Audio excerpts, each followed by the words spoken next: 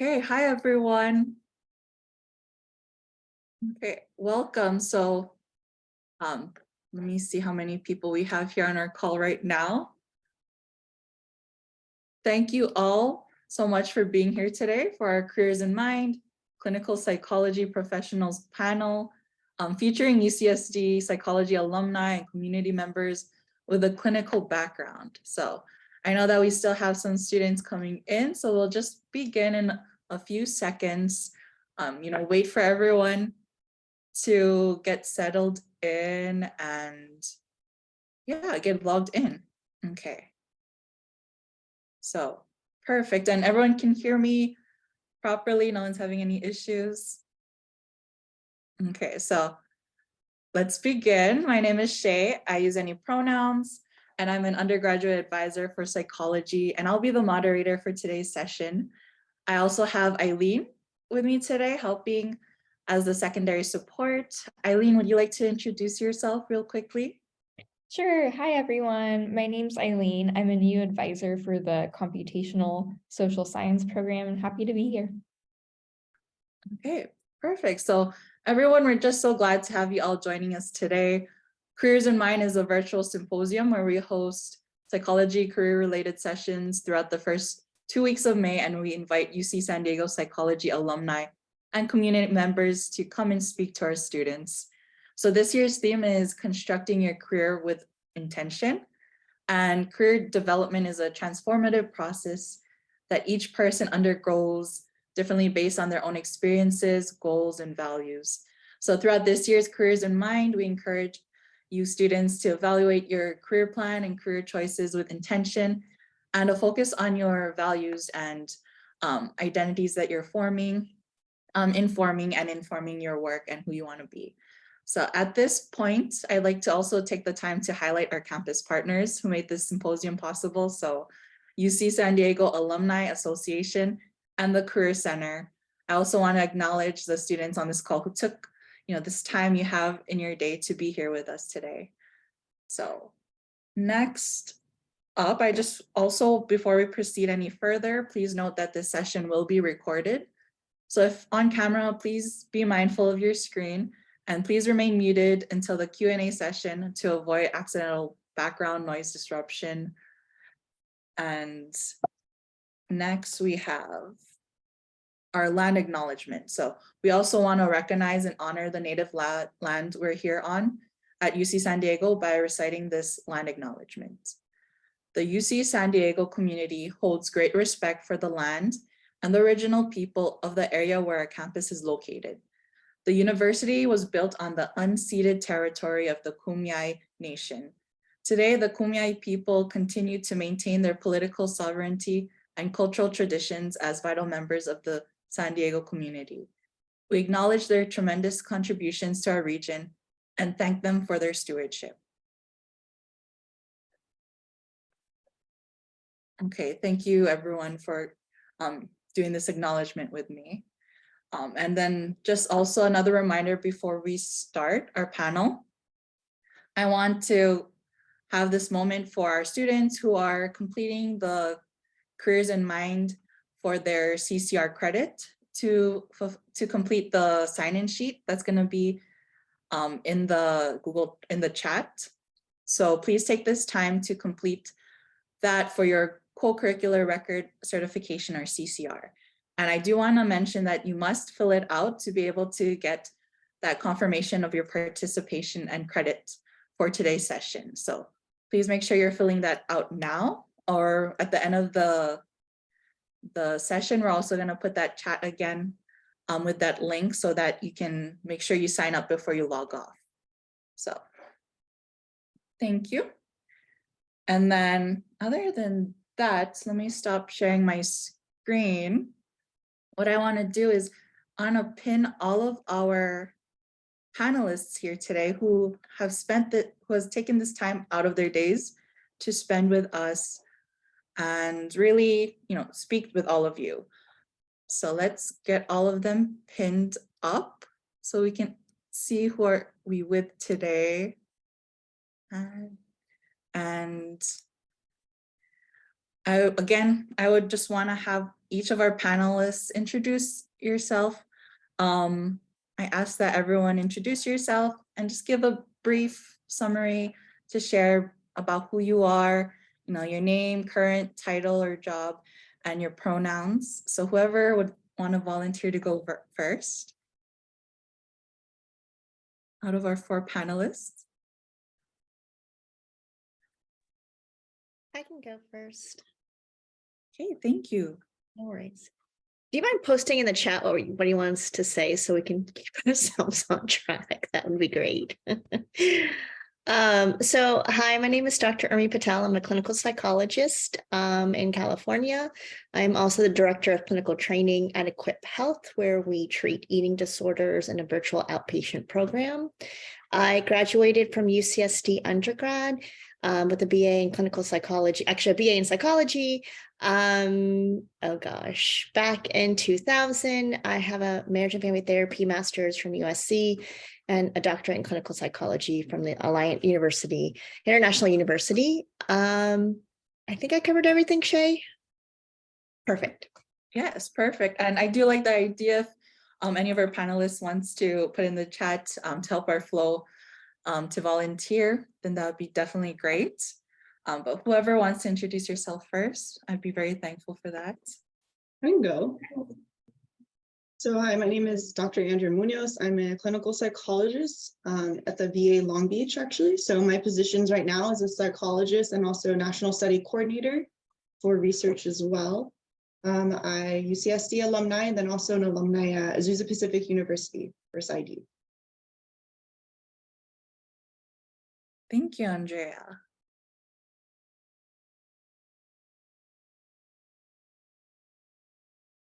And then we have 2 more panelists, whoever wants to go next. Hi, everyone. I'm Dr. Jacob Engelsberger. You're welcome to call me Jacob. I'm also a licensed clinical psychologist in California. Currently, I work by day in the corporate wellness environment. I work on site at a large pharmaceutical company as the on-site psychologist in an interdisciplinary health clinic. And then by night, I'm in private practice doing clinical work and also some applied psychology consulting work, but that's another story. I graduated from UC San Diego with a bachelor's in psychology in 2006 and proceeded to study at John F. Kennedy University, which was then in Orinda, California, up in NorCal, and that's where I did my PsyD. Nice to meet you.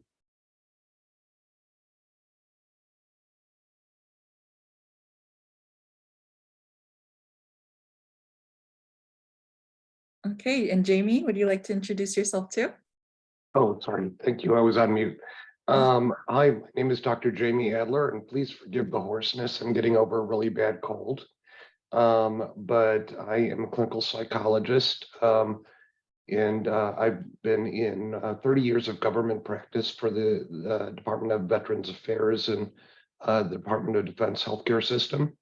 And I had a BA in psychology from Bell in 1981 and a PhD in clinical psychology from Rutgers in 1991.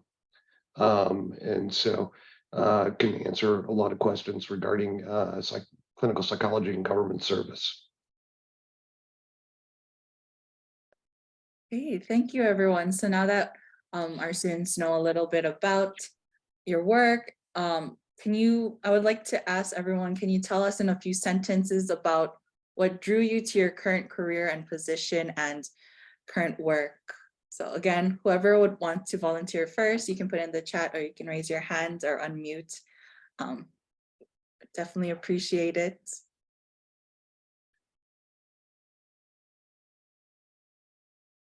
I can go first.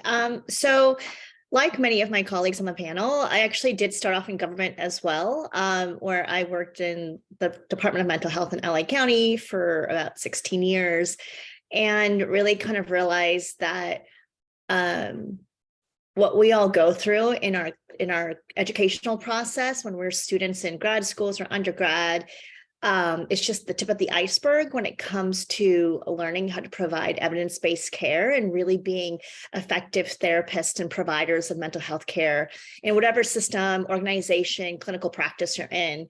So I sort of saw myself drawing towards being in leadership roles where I was helping to develop out how do we train the next future of mental health providers in what we call evidence-based care, whether it's CBT, DBT, IPT, family-based therapy, you name it. But what does it look like to really provide a very effective training program where you're taking somebody as a pre-licensed or licensed professional and taking them to a whole new level of doing therapeutic services. And so I found myself in the second half of my professional career, finding myself in those roles where I'm really kind of trying to help bring our workforce to a new level of competency. And what does it look like to scale it when you have, more than, let's say, 2 or 3 clinicians you're trying to train, but you're trying to train several hundreds at a time, and really kind of helping to build that out. And then I think the second piece for me has been, I very much live in the world of measurement-based care. So it's this idea of how do we use data and outcome measures that we typically use to help understand where a client or patient is at in their clinically, and then drive our decision to how do we treat them so that we actually see changes in how they're doing. And so again, just really kind of helping healthcare systems, mental health companies, digital space, figuring out ways that we really kind of use data to drive our clinical care so that we really are pushing the needle and not just keeping people on therapy for many, many, many years, but really trying to see them get better. And how do we use data to help drive that? I'm going to popcorn to Jacob. I'm going to do that. That way we start the flow going. Right on. Thanks, Dr. Patel. Yeah, I started my undergraduate studies at UC San Diego as an aerospace engineering major and quickly realized that I enjoyed all of the math and all of the physics, but I was really more interested in studying psychology and started taking more and more psychology classes on the side and realizing how much I enjoyed the material of all of those courses and the caliber of instructor and professors that was available to me at UCSD. And I then graduated and realized that I wanted to pursue some sort of a career as a psychotherapist. And I considered briefly pursuing a master's in social work and decided that wasn't the route for me for a variety of reasons, and moved on into a PsyD program. So that's my path. I'll popcorn to Dr. Munoz. Thank you. So my current career, I found it as a combination of the value of taking care of others. I was very much exposed to helping others growing up, so on and so forth. But I think the psychology world, you get this extra side of emotions, mental health. So once I found psychology, I fit well in it. Now, I think I live in a very special space between clinical and research, especially in the VA world specifically. So I like this position I am because we're looking at the effectiveness of EVPs, if it's falling short, why, and then pushing that a little further. So I interface a lot with IRB, recruitment, why are numbers falling, why are patients falling through, and so on and so forth. So I like to think of it a lot of pushing the limit. It is challenging per se, but I enjoy it, and seeing how we can make the therapies for any certain diagnosis, just improve it and make it better if that's possible. And then I guess my last popcorn would be Dr. Adler. Hey, well, let's see. I started my career in UCSD as a pigeon pusher. And so I worked there when the sort of operant conditioning and cognitive psychology traditions were probably at their prime in terms of kind of the founders of the department. But very clearly at that point, I really wanted to go in the clinical direction with my skill set. for two reasons. One is that I always enjoyed helping people, had been pretty good at it. I was the friend that everybody like told their troubles to. And also, I really wanted to understand what made people do the things they did, and understand it from an empirical perspective, as opposed to the kind of psychology that was in general practice at that time. And so I went from UC San Diego to Rutgers, which was a strong empirically based PhD program. Did most of my research there in the area of alcohol and drugs, because I thought that that was actually a pretty good analog for all of the bad things that can happen to people in terms of behavioral health and general kind of life difficulties. As many of you know, probably, for example, alcohol and drug abuse is about 50% comorbid with most major mental illnesses. And so you go into that field and basically you're experiencing the entire range of, in my case, adult psychopathology, as well as all the kind of ancillary life issues that go along with that. When I went into my career, I took a job in the VA, initially working in substance abuse, same basic reasons, but also I had done my internship at the VA and really enjoyed working with the veteran population. There was something about serving people who had served their country and had put their life on the line for their country that really resonated with me, and especially serving the people who had been terribly damaged by that experience or by the experiences that preceded and followed that. So I think my career sort of divided up into thirds.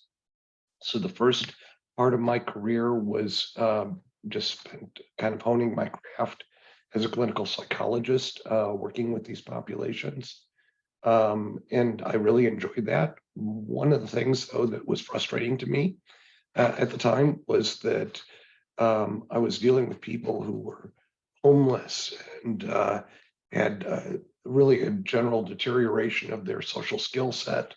Many of them were chronically unemployed. As I said, there was about 50% comorbidity with major mental illness.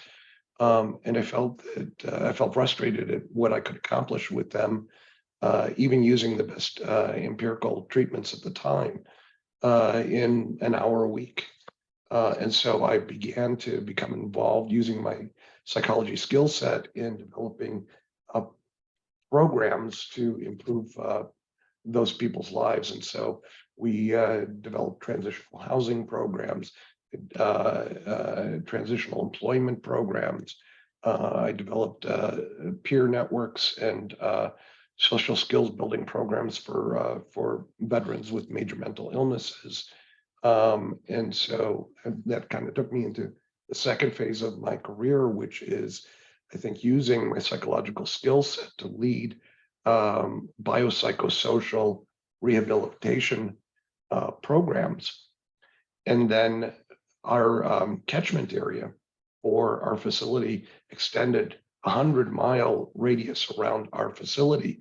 And we had small clinics in rural areas that didn't have any services for behavioral health.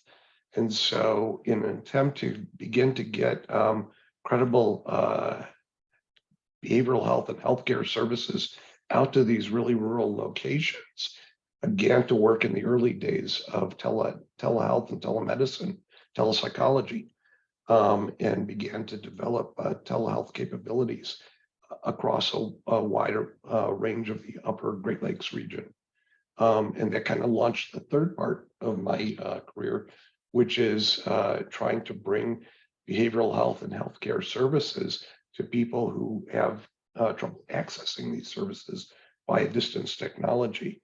And so that really kind of launched me into probably the last half of my career in the VA and the DoD, which is helping regional and national networks of care providers to provide healthcare to folks using distance technology. I don't think I think I have to popcorn it back to you. Is it Shay? Yeah, so I'll go ahead and ask the next question. Thank you, everyone. And so our next question would be, what misconceptions do people often have about your profession and what you do? So do we want to start it off again from the beginning, the same cycle? Sure. What misconceptions? So I think probably the biggest one is thinking that we function like medical professionals, specifically psychiatry or nurse practitioners who have the ability to prescribe. I know in certain states, they do have other disciplines who typically can go through the process to get educated. But that's something I think that's oftentimes. And then I think the other part is the stigma of whether or not somebody is seeking out care from you, and that, you know, the idea that people who are either really struggling with mental health conditions or disorders are the only ones who really go and see a therapist or a psychologist for care, and that it is shameful to go, you know, get the work or the support from somebody like us. So I think that's probably one of the misconceptions I try to help educate and inform folks with. And just, you know, emphasizing that it is an opportunity for any person at any point in their life to get support from a different perspective.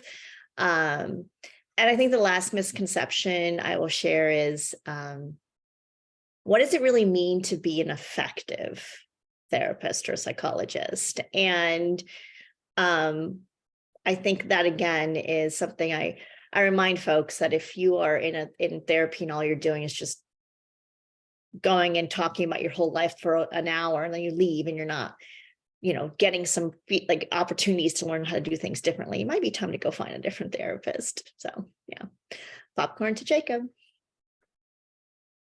Thank you. You know, one of the biggest misconceptions I come across in the course of my work with patients and conversations with people in the world and colleagues from other medical disciplines is this idea that I'm here to fix people, right? Like, what does that mean? How does that look? But also, you know, I view my role as a psychotherapist, which is the bulk of what I do as a psychologist these days, as being about creating a space, creating a container, and providing opportunities, skills, interventions that my patients can utilize to create changes for themselves, right? And so my role is not so much about fixing people as it is helping them make changes for themselves so that they can be well. It's a really common misconception that I come up against a lot, and one that I'm always working with. And when I'm treating patients who have not been in therapy before, I'll often spend quite a bit of time discussing with them that the fact that psychotherapy is a very active process, and that they will be much more involved in therapy with me than in other medical treatments they might be receiving, like medical treatment with a psychiatrist or primary care physician. Back to Dr. Munoz. Thank you. I think a common misconception I get, especially since I live a lot between the clinical and research world, is that I think two of them. The first one is if you're like a mental health worker, psychologist, social worker, psychiatrist, and you work in research, I think there's a perceived coldness about it. But I would even counter, like, you have to be on top of your clinical skills, and then also forward thinking about how to improve this type of therapy that's happening in order to even make it even better. So that's a common misconception that I get very often. Then I think a second misconception, I think we're kind of drifting on the theme, but this idea that if a patient shows up for a therapy through a research trial or a therapy through a clinical arm, there's no magic like words I can say to fix it, or special homework I can assign them. So they have to be bought into the process, and it takes step by step. But also, I think when you compare research, you're volunteering, clinical, you're volunteering as well. But there's that buy-in that has to exist. And sometimes I run across the misconception that we do all the work as therapists, as psychotherapists, as psychologists, but there's that buy-in piece that I think sometimes gets forgotten about. Dr. Adler, I'll popcorn it to you now. Okay. Oh, goodness. Misconceptions. I agree with Andrea about the, that it's not magic. Sometimes people expect that of me, expect that of us. I'm not a mind reader. I've had that a lot too. I've also had, I don't know if this is a misconception or just kind of an observation that I've had in terms of working in multidisciplinary settings, both in terms of multidisciplinary behavioral health settings and multidisciplinary rehabilitation settings. I did do a stint very early in my career as the mental health coordinator for post-acute brain injury rehabilitation facility. And so I worked a lot with PTs and OTs and speech pathologists and folks like that. With the multidisciplinary behavioral health programs, on the one hand, well, the issue is really about the role of generic clinical skills versus evidence-based practice. And what I found is that where I'm most effective and where I think patients get the most benefit is when you really learn how to blend those two, not only skill sets, but I'd say mindsets. And so I had a lot of colleagues who, when I tried to teach evidence-based practice, would say, oh, well, I do that, I just do it my own way. And, when I would observe them and see what they were doing, it had very little to do with the evidence-based protocol. On the other hand, I had other people who went through the evidence-based protocol, but went through it rotely. And it didn't seem like the things that they were doing with the patients were somehow wholly integrated into their clinical style. And those weren't very effective either. On the other side, though, I really believed in the discipline of trying to integrate evidence-based practice, because I saw a lot of my colleagues who are seduced by the power of our basic clinical skill set. It is actually, if you're good at this, not that difficult to get people to open up to you and to, tell you things that they don't tell other people. And the patients or the clients that you see will express great relief or could express great relief in doing that. It doesn't necessarily lead to behavioral change, but it seems like something major has happened in the room. And so consequently, it's very reinforcing in the moment for the patient, for the therapist. And there's a tendency to kind of continue to do that. And it goes on and on and on and on. And so people stay in therapy for very long periods of time, but you don't see the objective progress in terms of their functioning in life. And so being able to mesh a strong clinical skill set where the patient feels supported and understood with sort of an evidence-based discipline and an understanding of powerful theories in terms of what motivates positive behavior change, I found to be a really potent combination in terms of helping people dislodge from some terribly entrenched kind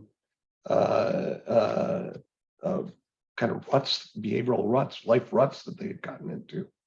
And so I think one of the things you need to do is sort of avoid those kind of extremes and pitfalls of sort of being overly concerned about the elegance of your clinical style, and so wedded to the evidence-based protocol that you don't infuse it with your clinical capabilities, because on the one hand, it's not going to seem authentic to the patient if it doesn't really seem like it's kind of coming from you as their helper. On the other hand, you could fall into the trap of having this satisfying therapeutic relationship with your patients that goes on forever and doesn't really result in the kind of change that your patients could get and deserve to have. Okay, thank you. And then I think this has been touched a lot already in the past with everyone's answers and previously. So for this next question, I wanted to ask, as you reflect on your career journey, what are certain values or experiences that mattered most to you and that you learned from and really affected your career growth? And what is one example of the roles these values and experiences influenced your work identity and choices? And I think Eileen will also put the question in the chat because I know it's a bit long. But yeah, as you're reflecting on your career journey, really thinking about what mattered to you, what you valued, and the experiences you got throughout your work.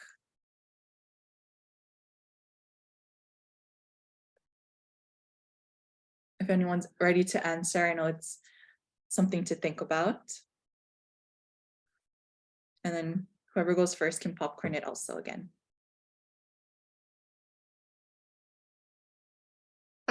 I can go. I know for me, so I came into this field because when I was in college, my cousin took her life by suicide. And I think one of the things that really has driven me is to always try to strive to put myself in professional situations where my personal values and views of mental health, and obviously in this case, suicide, matched up with what were the values and philosophies of the organization, the leadership, and the team members I worked with.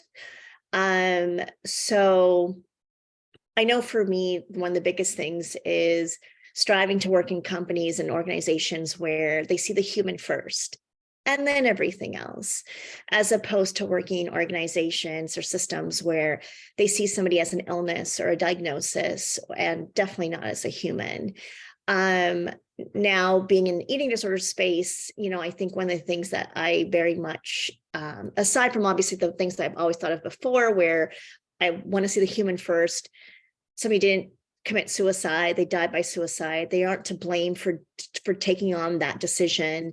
I strive to find people who have that same philosophy. But now in eating disorders, I think one of the biggest things for me is working with individuals that embrace health at every size and really, try to be inclusive and recognize that many, if not all, of the mental health issues that people live with, not struggle with, but live with, touches upon people from all walks of life. And it doesn't just come forward in certain individual populations, ethnicities, cultures, things like that.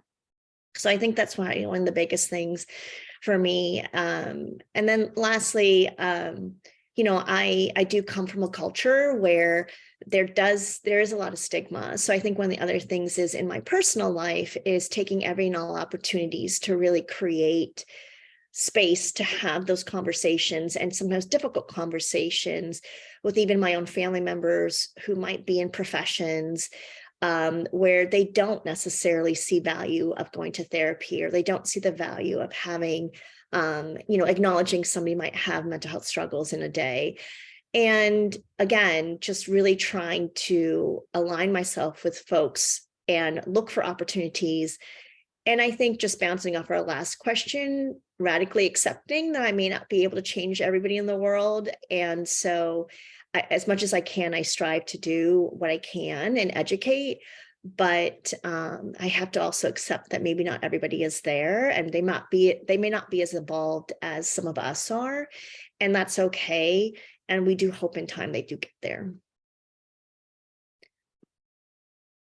I will popcorn over to Andrea. I'm going to change things up. Sorry, Jacob.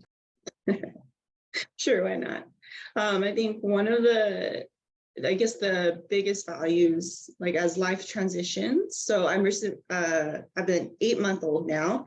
So when I was looking for a company to work for, an organization to work for, like how is the workforce, how is my manager treating me, so on and so forth, like how is the maternity, or how is the environment? I think that's very important, especially when you take time off and you return back to the workforce as a new life role transition, whether mom, dad, adopted, whatever that looks like for you. That's, I think, important to look at for yourself and for others, especially if you start grad school in one certain phase of life and something happens, because life continues to happen, and re-entering it back again and seeing what works for you and what doesn't work for you, and what sits well and what doesn't work. I mean, it gets as nitty gritty as does your boss support pumping time, for example, or something as simple as that, but it matters to someone who's transitioning in as a psychologist in a new life stage.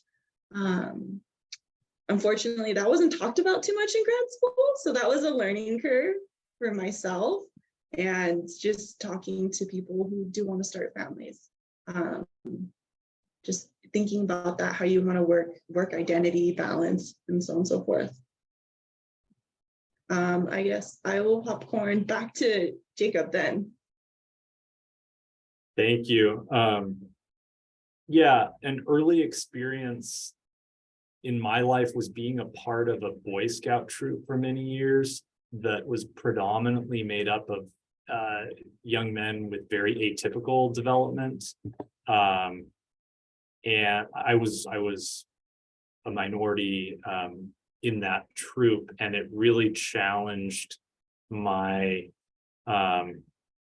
understanding of the world and of other people's lived experiences. And I spent a lot of time with these young men, trying to learn how to best support them go through the process of being in Boy Scouts and doing all the things that Boy Scouts do. And in the process of doing that, had a lot of realizations about myself and my own privilege and my own target identities also, and my own lived experiences. And moving forward into undergrad and into my career, I really continued to value and prioritize continuing to more deeply understand myself and the varied identities I hold, and how those impact other people and my relationships with other people, both clients and colleagues and people in the world at the grocery store. That's been a huge continued value and learning for me. And along those lines, my clinical work has taken place in a host of varied environments and settings, and with people from all sorts of backgrounds. And that's provided me even more opportunities to learn about the lived experiences and identities of others, and challenge some of my own beliefs. I will popcorn it to Dr. Adler. Okay. Early experiences that mattered. I'm going to go very early in my career. I'm going to give you one set of experiences from my first major professional job, which was working in that brain injury rehab facility. And then I'll give you another one from my graduate training. So when I went to work in post-acute brain injury rehab, multidisciplinary rehabilitation facility, it was residential. And so basically you're working with these group of people who have had very, very, very severe brain injuries, and you're working with them for weeks and months, and you're working as part of a team. So we had kind of what I would call a transdisciplinary approach, which meant that part of my time was spent individually with people, but part of my time was spent circulating in the environment and observing the challenges that different therapists had in working with people who were disinhibited, had difficulty processing language, so processing instructions, who were in a great deal of pain because oftentimes the brain injuries came with multiple traumas. And so the things that they needed to do to sort of deal with the neuromuscular issues were very, very painful. And if you can imagine, if somebody has very little frustration tolerance, you know how difficult that would be. And so kind of whispering in people's ears about things that they could try in terms of working with people to help them in that in their treatment, and myself kind of learning everybody else's skill set, so that if somebody, for example, came to my session and they had a treatment goal of learning how to low pivot transfer from a wheelchair to a stationary chair, I knew how to prompt them to do that because that was part of their treatment goal. And so really kind of getting into the phenomenology of their recovery, and not really recovery because they were never going to return to their previous level of functioning, but their rehabilitation. You know, after a while in that environment, you stop focusing on the disability. Yes, it's there, you treat it. But the thing that I took home with me at the end of the day, every day, was here are people who had so much of their lives taken from them and so many pieces of who they were sort of ripped away from them. And still there was something in them that on a day-to-day basis, as hard as it was for them, they were struggling to take the pieces that they had left and to pull them together into something that functioned and something that they could move forward with in life. And, you know, reconceptualizing what I was doing as being a partner in that process of helping people to figure out how to rebuild the pieces of their life and to move forward in a way that is as satisfying for them as it can be, and how to work with the rest of the people that are trying to help them so that all these things synergized with each other and achieve maximum benefit for them. You really got a feeling like you were there sort of helping heroes pull their lives together. And so when I transferred to the VA for the next 20 years and then to the Department of Defense, I really took that mindset of helping heroes who have been multiply challenged pull things back together and be able to move forward in their lives. That I think really kind of shaped my attitude for the rest of my career. That was one. The second one was an incident that occurred in my training, in my PhD program. And I had, done a whole different array of practica in health psychology and family therapy and clinical psychology, and so on and so forth. And at the time, I was assigned one of the first patients that was diagnosed with AIDS in the state of New Jersey. There weren't a lot of a lot of people that had been sort of identified and treated. And so I was given a case for a client who was at that time, that was a terminal, it was a terminal illness. It was, there were no treatments really for that. And I had to reconceptualize everything about what I was doing with that patient, because up until that time, my understanding of what I was doing as a psychologist in training was I was helping people to live better. They had a vision of what their future was going to be like, and I was going to try and sort of help them, A, develop a realistic vision of their future, and B, develop a realistic pathway to head in that direction. In this case, what I had to do was help somebody die better and find meaning in their existence and comfort to the extent that I could during the periods where they had to tolerate the intolerable.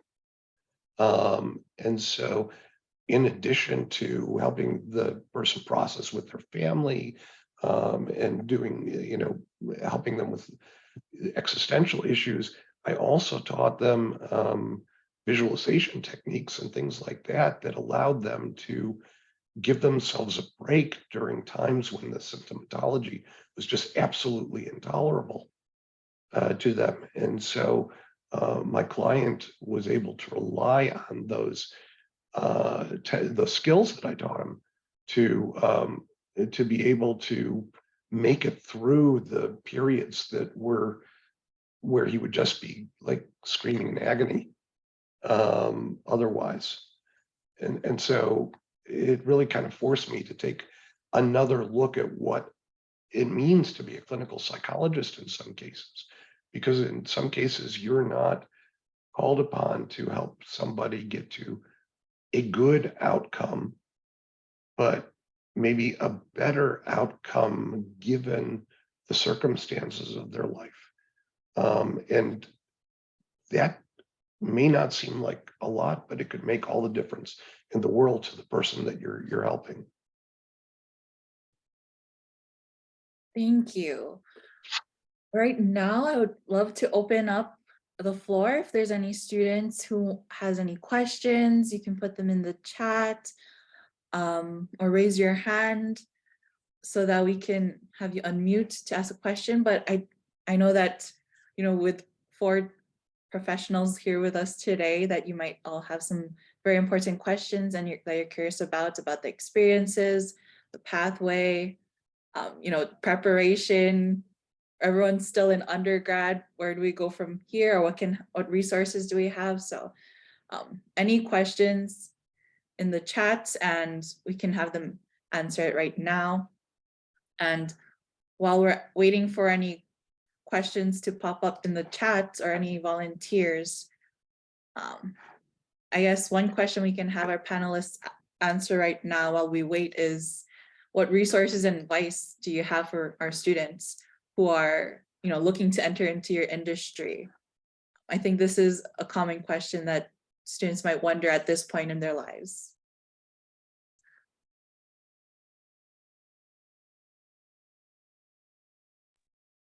I'll jump in here.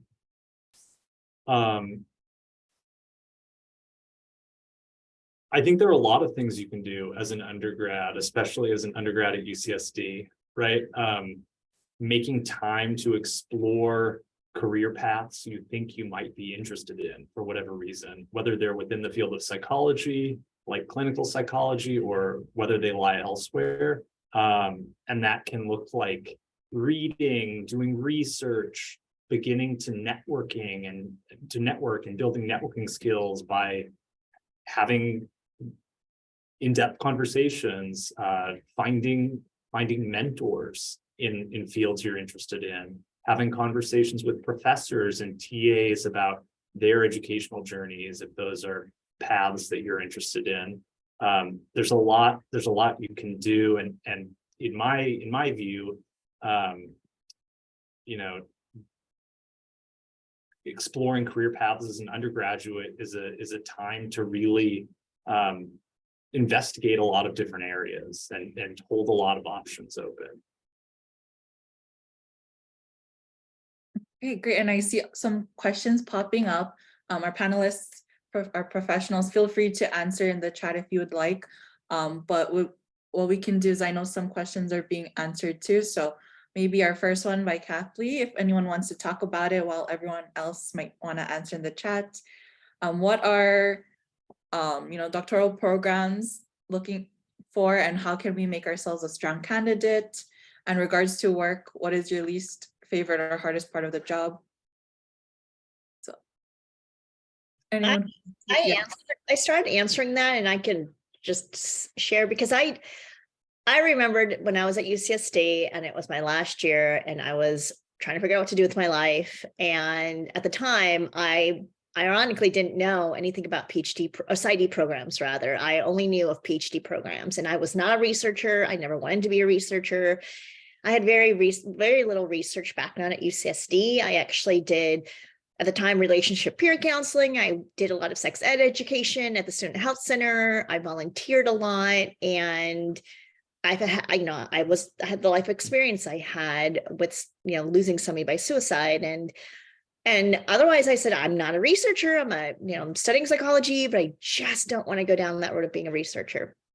So that's when I actually applied to be a marriage and family therapist and went to grad school for that. Originally completed that. And while I was there, I realized, and I found out about PsyD programs. And so fast forward, 20 some years later, I basically get asked this question all the time by family and friends who's, young adults are trying to decide what to do in their life. And here's what I say to them.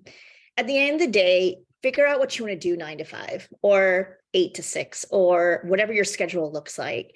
It doesn't have to be the same thing every day. It can be a piecemeal. Jacob here has a private practice in his second life, right? In the evenings. I actually run a large consulting company where I'm building out training programs across the nation. That's my second life too. We all have different things we do outside of our regular job. And you can make it happen depending on whatever degree you get, because mental health has shifted. You can be a successful marriage and family therapist with a very robust private practice and be sought after, not because, and you don't have to have a doctorate, or you could be a PhD person who's, running research labs. I mean, I guess it just depends on what you want to do. But ultimately, remember that, I've had a lot of great colleagues and friends who have had masters and have been very successful in their jobs. And I've had people who have had doctorates and have not been successful in their jobs. So I don't ever want people to say, I have to get stuck in a degree, because reality kicks in. Not everybody has the time because of life experiences. Not everybody has the financial support. Totally understandable. And maybe it doesn't happen now. Maybe go out and live your life for a few years and then circle back and say, okay, now I want to go become that mental health professional. But I really encourage you, should you decide to go to grad school, look at the people who are running the programs, look at the professors, see what they're doing. I wanted to go to schools where I wanted to be taught by people who had private practices, because that was ultimately something I wanted to do. I wanted to be taught by people who were doing the clinical work, not just the research. And I encourage folks to think about that when they're applying for grad school. Look at what they're doing, look at where their internships are or pre-internships are or practicums, even find out where their alums are going and what they're doing. And remember, the one thing I will always say to somebody, though, because this is something I preach from day one, if you can, get your license. If you choose not to practice, that's okay. But if you can do it, go towards getting your license too, because that does give opportunities in certain roles and jobs and industries that you wouldn't have with just having a degree. So if you ever see yourself wanting to do some kind of clinical practice, definitely get your license.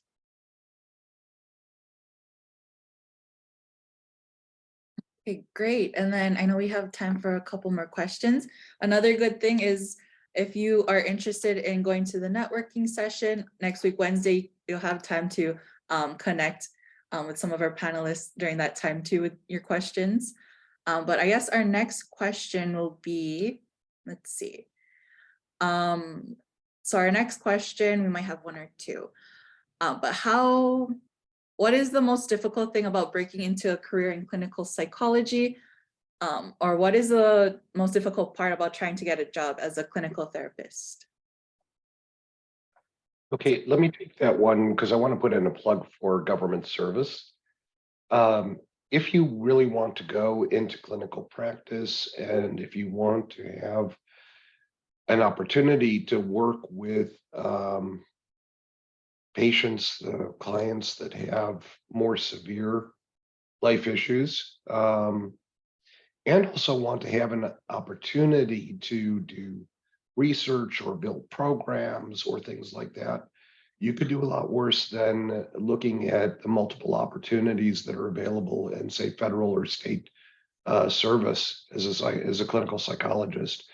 There are tons of opportunities in the federal government. All you have to do is go any day on USA Jobs, and it's usajobs.gov, and put in clinical psychologist or psychologist and take a look at the dozens and dozens and dozens of psychology positions that are posted in there and just kind of read what it is they do.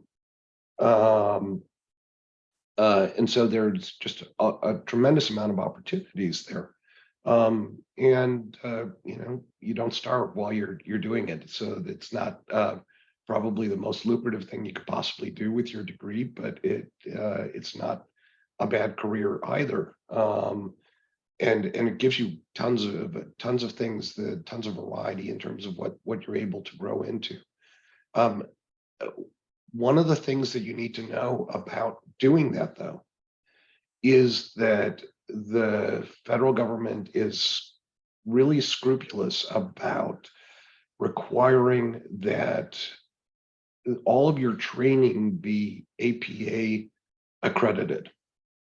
And so your graduate program needs to have full accreditation. Your internship, your pre-doctoral internship has to have full APA accreditation. And so, I would suggest that if you really want to leave an option open for government service, that you really think in terms of looking at well-established training and internship programs, because that's going to be a necessary pathway to be able to enter into service. And I think a lot of states are like that as well.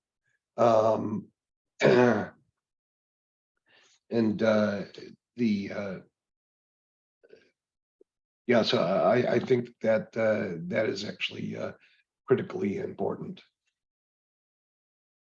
Okay, thank you. And again, next week, let me share the screen real quick. So we will have 2 panels, and we have our networking session on Tuesday for everyone to come and connect with some people from this panel and other panels. So please sign up for these. And as a reminder, please also fill out your CCR sign-in page if you need to. And also, I just wanted to plug in, as related to today's experiences, feel free to check out the resources provided by UCSD's Career Center in alignment with what you've learned and gained today.